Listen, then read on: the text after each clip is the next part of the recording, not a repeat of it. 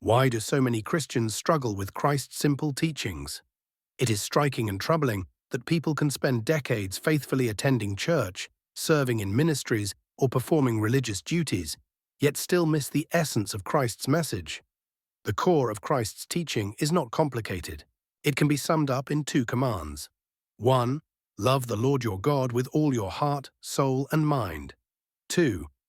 Love your neighbor as yourself. Everything else flows from these two principles. The nature of true love. In John 3:16, Christ defines love as self-giving.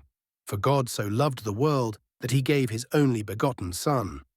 Love, in its truest sense, is the unconditional giving of oneself for the good of another. To say I love God while withholding parts of ourselves, whether through pride, fear, or stubbornness, is a contradiction. Rituals, church traditions, and good works cannot replace the heart's surrender. Loving God fully means yielding every part of life, thoughts, motives, desires, without condition. Loving others means treating them with the same dignity, patience, and compassion we desire for ourselves. Anything less is empty religion.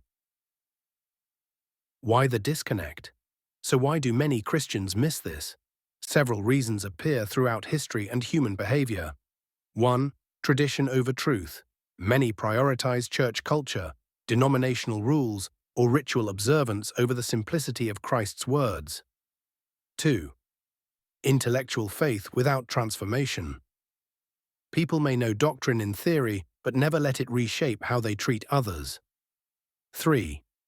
Self-centered religion. Some seek God for blessings, security, or social belonging, rather than for genuine relationship and surrender. 4. The hardness of the human heart. True love demands humility and sacrifice, things human pride resists. What would change if Christians lived this out?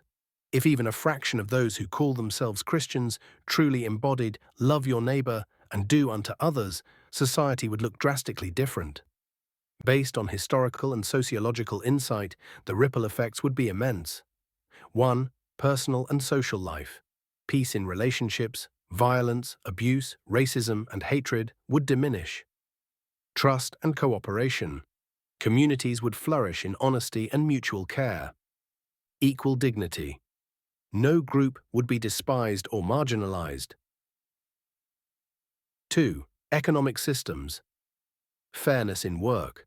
Just wages, safe conditions, and ethical business would replace exploitation.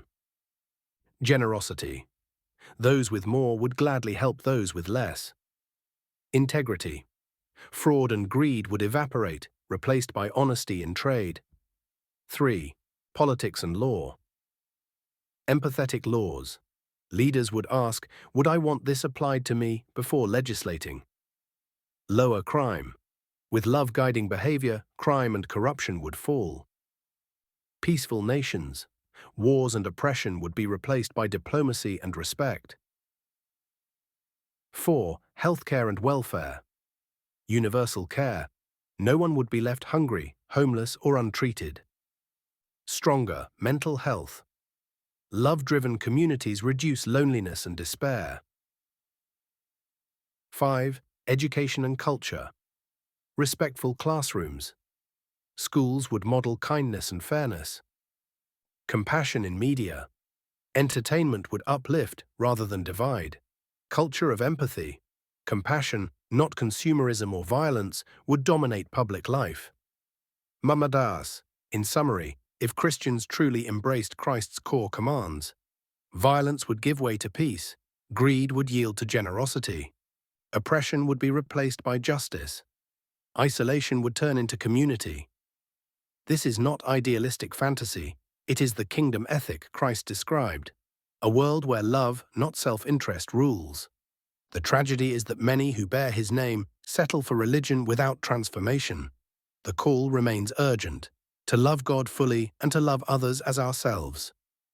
Everything else is secondary.